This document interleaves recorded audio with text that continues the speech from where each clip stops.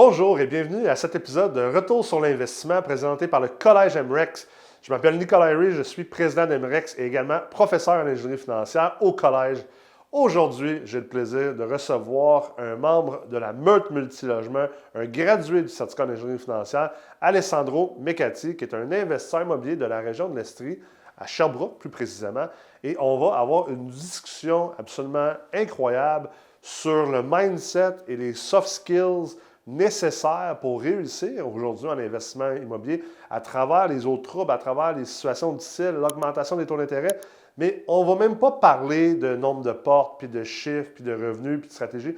On va parler vraiment de comment gérer ça dans le day-to-day comme investisseur, comment traiter ça intellectuellement et mentalement, puis aussi de l'importance d'un partenariat puis d'un entourage pour t'aider comme investisseur à passer à travers le chemin que tu dois prendre pour réussir et aussi vivre de ta passion.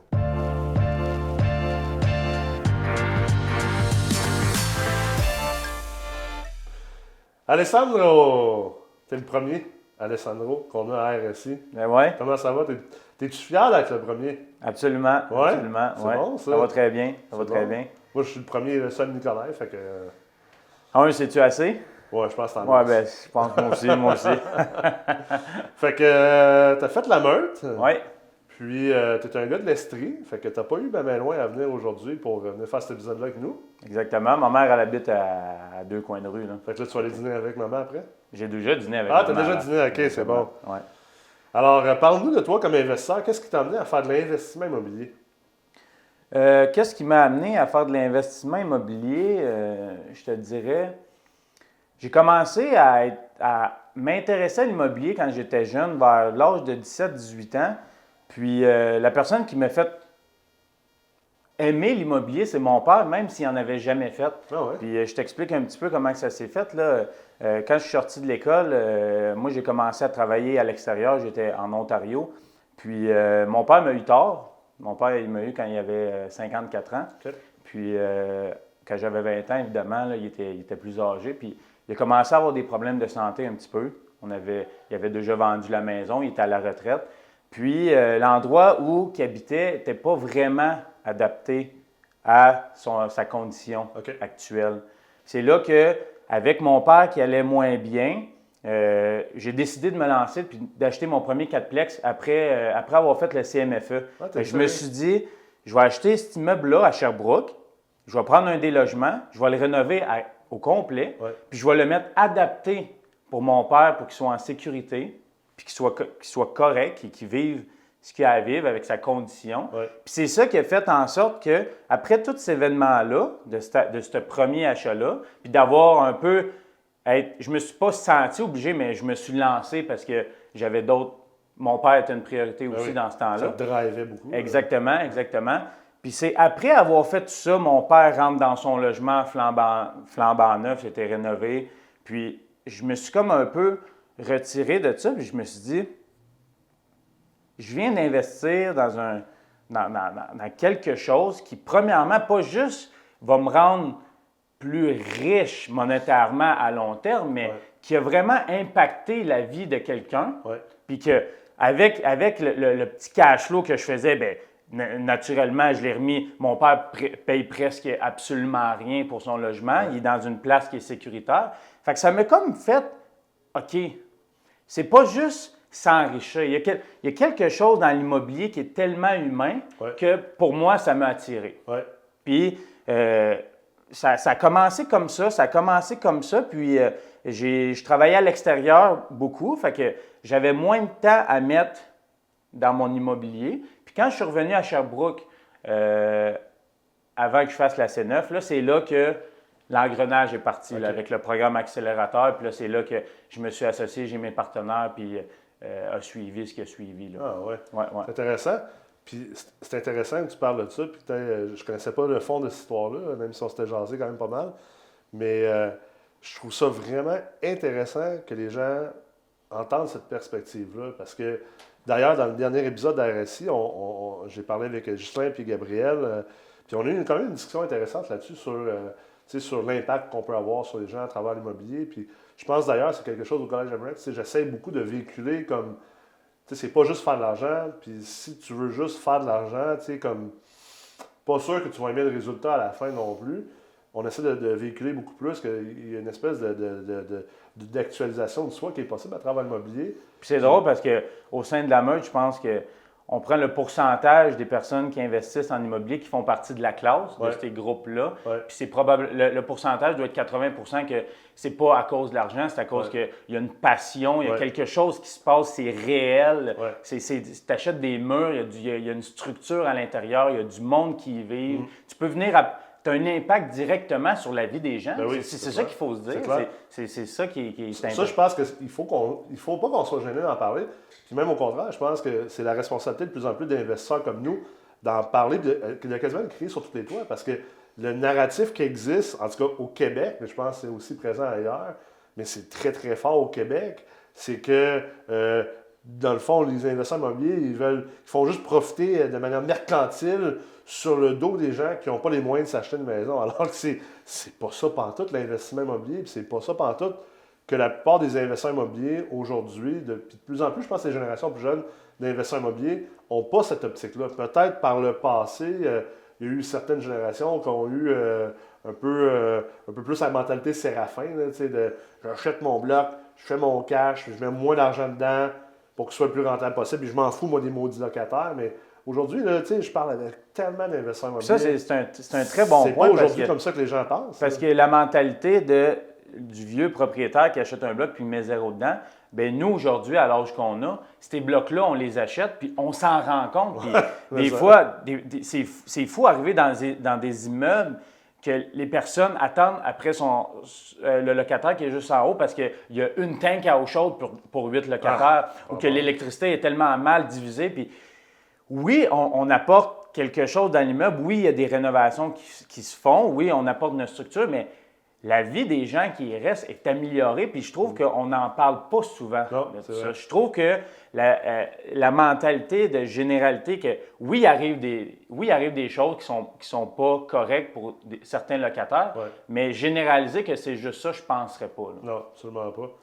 Puis là, aujourd'hui, dans le fond, si je comprends bien, tu es en train de scaler ta vision, ton why de pourquoi tu as commencé à investir en immobilier. Au départ, je pense que c'était très se concentrer sur la famille individuellement. Exact. Puis là, tu as commencé à comprendre que tu peux avoir le même genre d'impact, mais pas juste sur ton père, ta famille, mais aussi plus à large. Ça, c'est quelque chose qui te tente de faire. Oui, puis la question de vision, pour moi, c'est vraiment quelque chose qui m'a toujours, parce que avant d'acheter mon 4 logements, quand j'allais à l'école à chaque matin, puis avant de me coucher le soir, il était marqué sur ma liste, là. Avant de sortir de mon appartement, là, je vais m'acheter un 4 logements, je vais travailler au Nunavut. Aujourd'hui, mes objectifs ont changé, mais j'ai encore ma liste, puis on parle du why. Puis ça, c'est tellement important de se rattacher à une vision à long terme, puis de s'imaginer, OK, quand je vais avoir 50 ans, pas combien je vais avoir, mais quel genre de personne je veux être. Avec qui je veux être, qu'est-ce que je veux faire, c'est quoi l'impact que je veux avoir sur ma famille, mes amis, les personnes qui m'entourent. Ça, puis le why, je pense qu'il vient de là. Puis la question de vision, je me suis toujours attaché à ça. Moi, j'ai joué au hockey quand j'étais jeune. Je voulais performer, où que je me voyais, pas où que j'étais là. Je voulais être dans les rangs majeurs. Finalement, ça ne s'est pas fait. Là. Mais aujourd'hui, encore dans notre vie, c'est important d'avoir cette mentalité. La visualisation, c'est quelque chose dans le sport qui est très... On est tous élevés là-dedans dans le sport, avec ça, de comprendre, d'essayer de visualiser non seulement ta game et ce que tu vas faire, mais aussi comme ta carrière. Je pense que c'est hyper important. Tu penses-tu que... est-ce que tu penses que le fait d'avoir te poussé fort dans le sport, ça amène de la discipline, ça amène de la persévérance? Ça apporte une éthique de travail incroyable. Puis je me rends compte avec l'âge que les personnes avec qui que je joue au hockey, la façon qu'ils étaient dans leur sport le sont aujourd'hui. Les personnes avec qui, mon partenaire que j'ai investi aujourd'hui avec, un gars qui joue au hockey, il était tellement travaillant. Aujourd'hui, il a son entreprise avec mon associé qui a participé à la C9.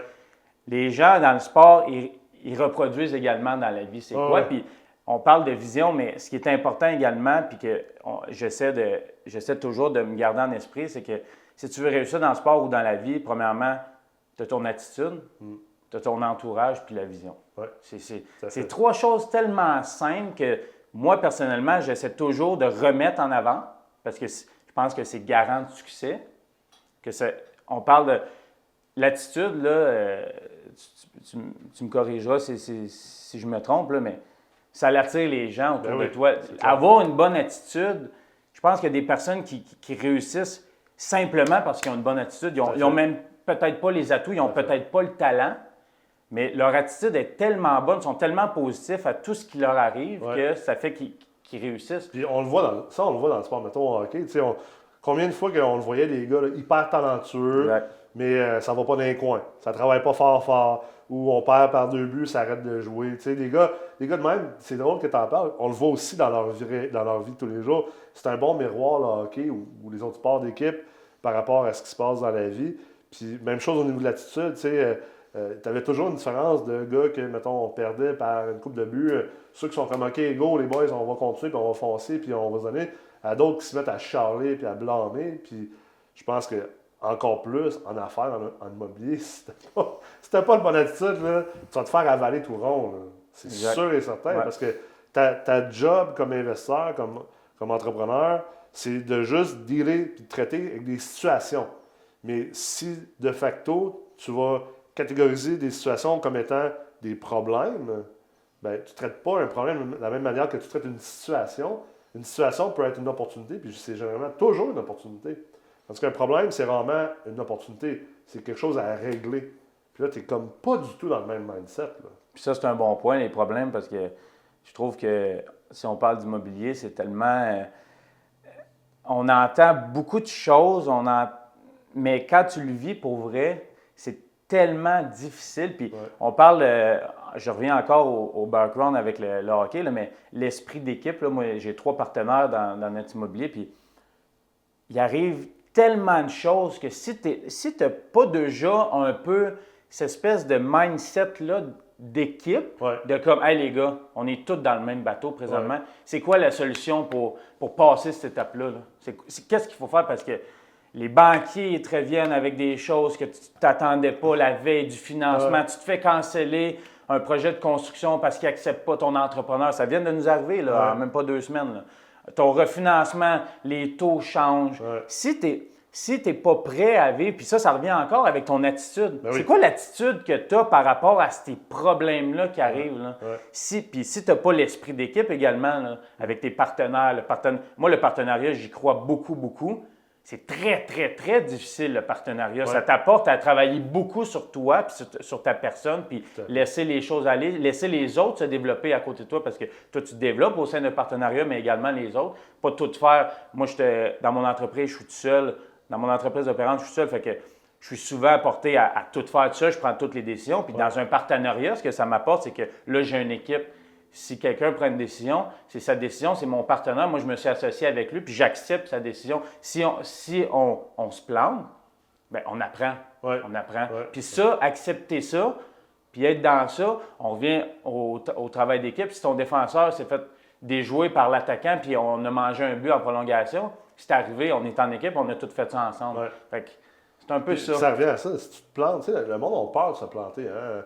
La peur de l'échec, souvent, je pense que c'est la chose qui empêche les gens de réussir puis d'essayer. Parce que tu dis, tu te plantes. OK, mais si tu te plantes, si on vient tantôt à la mentalité de situation au lieu de problème, bien, si tu te plantes ou que tu as un échec, au final, c'est une situation. Si tu le vois comme étant une situation, puis une situation peut être une opportunité, puis dans le fond, c'est une opportunité d'apprentissage, une opportunité pour t'améliorer, c'est une opportunité pour changer ce que tu faisais, parce que si tu t'es planté, bien, peut-être qu'il y avait des choses qui ne fonctionnaient pas. Mais le seul vrai moment que tu te plantes, c'est quand tu arrêtes. C'est quand tu give up, puis tu dis, c'est fini, moi, je give up, that's all.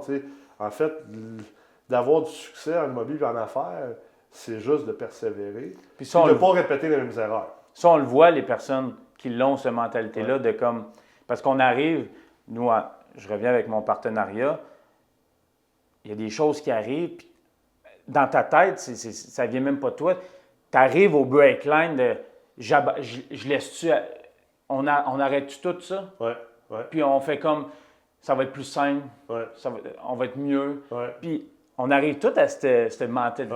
Puis là, c'est là que tu vois. Ça, c'est l'ego. Non, mais c'est là que tu vois. c'est qui continue. Qui continue, puis c'est ça qui est le fun d'un partenariat. Oui, c'est clair.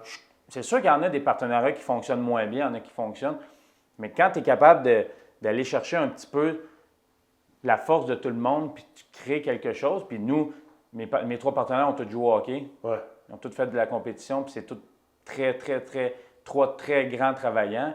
C'est ça qui nous rejoint un peu, puis on est tous arrivés à l'étape de se dire, on arrête tout ça là, puis on vend. Puis je pense que c'est normal, là, mais à chaque fois que c'est arrivé, on est sorti plus fort. On grandit, il y a des choses qui changent, les mentalités changent, les personnes changent.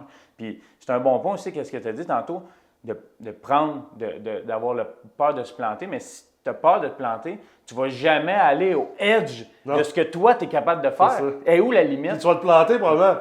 Ben c'est comme en course automobile, ils t'apprennent la première chose, là, j'en ai fait des cours de course automobile, là, la première chose qu'ils t'apprennent, c'est quand tu perds le contrôle du char, là, ta réaction première, ta peur intrinsèque, c'est de regarder le mur. Puis ce qu'il faut que tu t'entraînes à faire, c'est de faire non, je ne regarde pas le mur. Tu regardes la piste, puis c'est comme ça que tu rattrapes ta voiture, puis tu reprends le contrôle. Puis c'est la même chose en immobilier. Puis ça, dès que ça commence à moins bien aller, là, qu'est-ce que tout le monde fait? Ils se mettent tous à regarder le mur. Là. Puis quand tu regardes le mur, puis que tu as peur de frapper le mur, qu'est-ce qui arrive? Tu rentres dedans. C'est ça. Puis ça, c'est un exemple à court terme du why. Ouais. Pourquoi le why?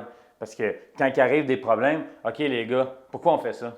C'est que nous, on l'a fait avec la C9 à l'interne, moi Henrik, mais quand on est revenu à notre rencontre de partenariat, tout le monde l'a écrit son BIAG là, sur une feuille. Là.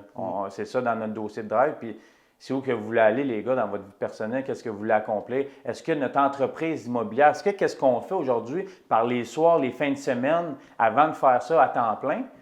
Est-ce que ça va vous permettre de vous rendre où que vous voulez aller? Si la réponse est non, on ne fait peut-être pas la bonne chose. Oui, c'est clair.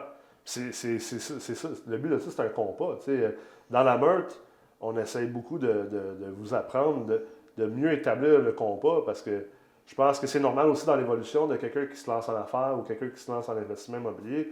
Au départ, c'est pas mal tout le temps la même raison. On veut tous se lancer en immobilier parce qu'il y a une question une notion de finance, mais je pense surtout de liberté financière, de dire j'aimerais ça avoir la liberté de mes choix, si je veux travailler ou non, si je veux pouvoir gâter mes enfants ou non, ma blonde ou non. Je pense pas que c'est toujours mercantile, mais ça reste qu'il y a une liberté de choix essentiellement qui est là-dedans. Mais au final, je pense que ce que la plupart des gens se rendent compte quand ils ont un certain succès, c'est beau d'avoir la liberté des choix, mais au final, c'est comme le vieux dicton, c'est le chemin, c'est pas la destination. S'il a fallu que tu sacrifies toute ta vie pour te rendre à ta liberté des choix, ben, au final, tu n'en voudras plus ta liberté des choix parce que le why n'était pas bon, ton compas n'était pas à bonne place. Tu es allé dans la mauvaise direction. Tu t'es rendu à un sommet, mais tu voulais te rendre au sommet de l'Antarctique, puis tu es au sommet finalement de l'Alaska, puis tu n'es même pas à bonne place. Je pense que c'est pour ça qu'il faut constamment se re-questionner puis rediriger comment on investit en immobilier. Puis, pour renchérir, je pense, une grosse question de passion. Oui, une grosse question de passion. Je pense que... Si tu n'aimes pas l'immobilier, si tu n'es pas passionné de ça, là... c'est que le problème, c'est que même quand tu l'es, c'est difficile. C'est une remise en question, puis tu dis, je me suis lancé là-dedans, puis pourquoi, puis c'est tellement dur. Il y a tellement de choses qu'on contrôle, mais il y a tellement de choses qui sont hors de notre contrôle. Puis il y a des choses, les événements qui arrivent de OK, ça ne fonctionne pas, il faut aller là. Puis là, tu as du retardement, le refinancement est supposé de rentrer et pas rentrer, ça va être 3-4 mois plus tard. S'ajuster au travers également de ce qu'on fait dans la vraie vie. Là. Parce que se lancer en immobilier à temps plein, ça ne se fait pas du jour au lendemain. Je pense qu'il faut arrêter de... Ça ne se fait pas en 90 jours, non? Je pense qu'il y a certaines entreprises qui prônent ça. Là. Moi, j'y crois pas pantoute. Puis même que nous, c'est un running gag là, au sein de notre partenariat. Là, on s'en parle souvent de ça, là, que l'immobilier, c'est facile, puis que c'est simple, puis devenir riche. Là, mais si tu as la passion, puis tu veux faire ça à temps plein, c'est des heures, puis c'est du... Il n'y a pas de livre... J'ai pas lu encore de livre qui me dit comment monter une entreprise immobilière de A à Z avec un partenariat, vivre les situations. Ouais. Ton partenaire, il y a des enfants, il y a une entreprise opérante. Il n'y a rien qui te montre ça. Là. Mais c'est pour ça que, comme tu disais tantôt, en fait, le partenariat, puis tu sais, des fois, les gens ont tendance à croire que moi puis le Collège MREX, qu'on est là à essayer de pousser le partenariat, pas du tout. Là. Je veux dire, que tu investis dans le partenariat ou pas, je m'en fous. Puis honnêtement, que tu investisses en immobilier ou non, je m'en fous également. Là. Mais je pense que le partenariat, certainement, a beaucoup plus d'avantages que de désavantages. Puis je pense aussi dans cette belle chose qui est la vie, il n'y a probablement pas un meilleur outil de développement personnel, comme tu disais tantôt, que d'être en partnership. Tu es obligé de travailler sur toi-même. Tu n'as pas le choix. Là. Je pense que c'est là que les gens ont peur, parce que les gens ont peur d'être obligés de travailler sur soi-même. Puis souvent, je le disais, je pense, dans le cours au certificat d'ingénierie financière sur les partenariats, en fait, le plus grand obstacle à tous vos partenariats, c'est vous-même. En fait, là, c'est de vous-même que vous avez peur au final. Là. Les gens disent moi, je ne ferai jamais de partenariat, j'ai peur de me faire crosser. Non, en fait, tu as peur de ne pas savoir comment bien agir dans des situations auxquelles tu vas faire face, puis des situations peut-être que tu ne t'attends pas à devoir gérer. C'est ça ta vraie peur. Pas de te faire crosser. Là. C'est de la foutaise totale. Tu as peur de ne pas être capable, de ne pas être à la hauteur. Au final, là. Ça revient à ça. Puis tu ne pourras pas être à la hauteur de ça si tu ne t'embarques pas là-dedans. Moi, comme je le dis souvent, puis j'élève mes enfants aussi comme ça. Là. On s'entend, on n'embarque pas dans des situations de vie ou de mort, mais dans la majorité des situations, surtout en affaires ou en business, ou mettons à l'école avec mes enfants ou dans le sport, c'est comme, je leur dis, c'est quoi le pire qui va t'arriver? C'est quoi le pire qui va t'arriver? Puis là, tu sais, je ne prône pas aux gens de faire des faillites, là, mais pas partout là, en affaires. Je pense que c'est pas mal la pire chose qui peut arriver, mais comme je ne prône pas ça du tout, mais tu sais, ça reste que il y a tellement de grands entrepreneurs qui n'ont fait des faillites, ils ne sont pas morts, ils n'ont pas détruit leur réputation. Il y a une manière aussi. Tu peux faire une faillite de deux manières, là, en étant un acide crosseur, puis juste en lavant les mains. Tu peux aussi faire une faillite qui est peut-être plus responsable, puis qui va garder ta réputation assez bonne quand même. Mais ça reste, c'est ça le pire qui va t'arriver.